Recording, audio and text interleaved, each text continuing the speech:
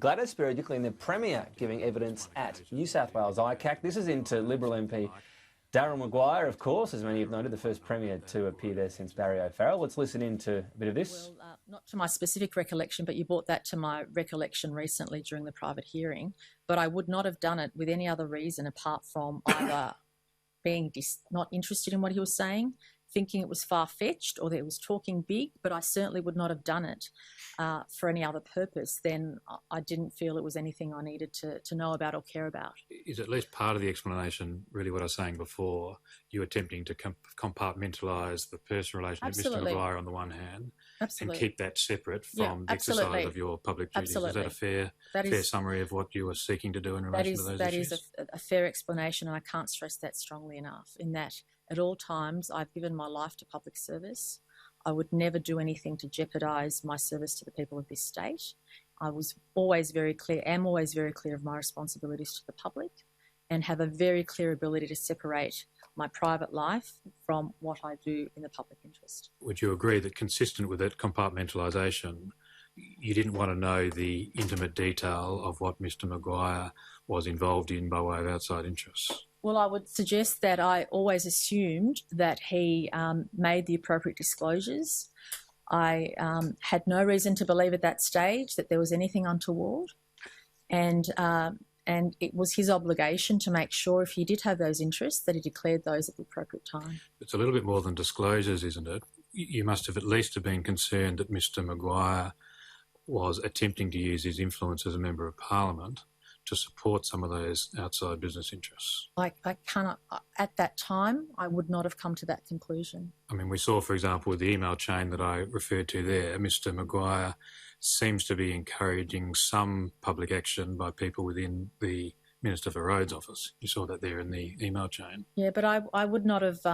I would not have given that a second thought. And that email chain went to about 10 or 15 people, Mr Robertson. It didn't just go to me. So I would not have assumed anything from that, and I would have assumed it's something that doesn't involve me, and therefore would not have given it any attention. And so are you in effect saying that at least before the 13th of July 2018, when Mr Mcguire was before this commission, you weren't concerned, based on any information that Mr Mcguire had told you, that he was doing anything other than engaged in secondary business activities of the kind that he was permitted to do as a parliamentary secretary? That was my understanding, and if there was any inclination to the contrary, I would have taken action, and I want to make that very clear, Mr Robertson. And so to be quite clear about that, nothing came to your notice in anything that Mr Mcguire told you, be it by an email or be it by even in a private conversation, that led you to sit back and reflect and go, hang on a sec, whilst I appreciate he's allowed to be engaged in secondary business activities, I'm concerned that he might be attempting to use the influence of his office in order to promote either his own business activities or those of colleagues or associates of his. That was my understanding, and I want to stress again, if there was any evidence to the contrary, I would have acted immediately. When you say acted immediately, you would have acted by doing what? Well, it depends what role I had at the time, but I would have either notified this body or notified the Secretary of the various departments. It would depend on what the concern was. And if it was serious enough, at least in your capacity as Premier, you may have done what you ultimately did on the 13th of July 2018, which was require a resignation. Correct, but I would have in the first instance either referred it to this body or else referred it to the head of my department to investigate. But I would certainly never ever have turned consciously a blind eye to any activity which I felt was demeaning the integrity of the position that he held.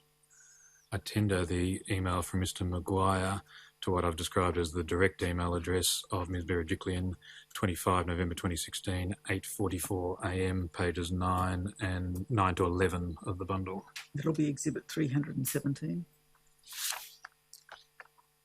Do you agree that by at least 2017, as you understood it, Mr Mcguire was considering retiring from Parliament at the next election? I knew that was one of his considerations, yes. I probably did not know whether it was definitive, but I knew that was a consideration, yes. Or do you agree that during the period from about 2017 into 2018, the first half of 2018, Mr Mcguire was desirous of leaving Parliament? I think he was definitely contemplating it, but I don't know I don't know what he said to different people, but to me he was intimating that that was a strong consideration. It's something that he discussed with you on a number of occasions, is that right? Not frequently, but on a few. From my recollection, he did discuss with me that he was considering retiring from Parliament. Do you agree that from at least the time of your appointment as Premier in 2017 to Mr Mcguire's appearance before this Commission on the 13th of July 2018, Mr Mcguire's decision as to whether or not to retire from Parliament had the tendency to affect you, in that if he retired, you may have been more willing for your relationship with him to be made public? Look, the decision for him to retire was his, and I would have dealt with the consequences. Well, But my in question terms as to of- whether it was his decision, do you at least accept that Mr Mcguire's decision, I deliberately put it that way, Mr Yeah. Mcguire's decision as to whether or not to retire from Parliament had the ability or the tendency to affect you? It could have, absolutely. Yeah. Would you agree that at that point in time, Mr Mcguire's financial position could also affect you, in that although you might not have intermingled your financial affairs, if Mr Mcguire had a positive financial position, it could at least affect you in that there might be more money available through which you might engage in joint activities after Mr Mcguire's retirement from Absolutely Parliament? not, and I reject that assertion. Yeah. Or do you reject the assertion that if Mr Mcguire was in a better financial position, it might have the ability to have at least some positive impact on you? Well, his finances were his finances. I didn't feel the relationship had sufficient status for me to even consider any of that. That was his business.